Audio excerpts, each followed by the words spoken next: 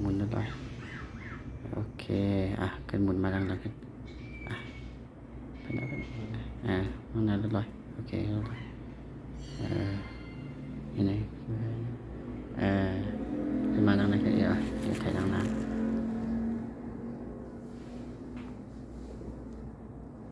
ให้นั่นไว้กันนะ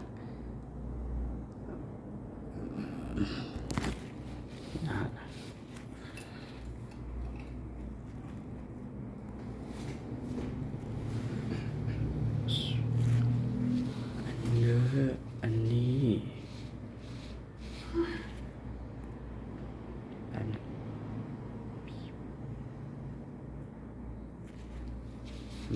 เลือดมันไวจังนะครับมันคือ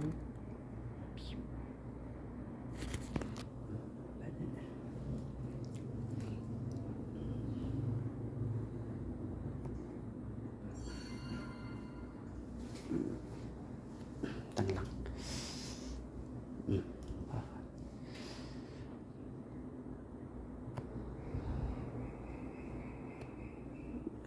สองแบบ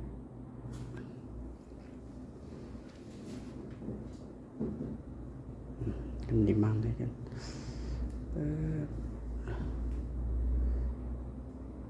เห็นไหมกันนะ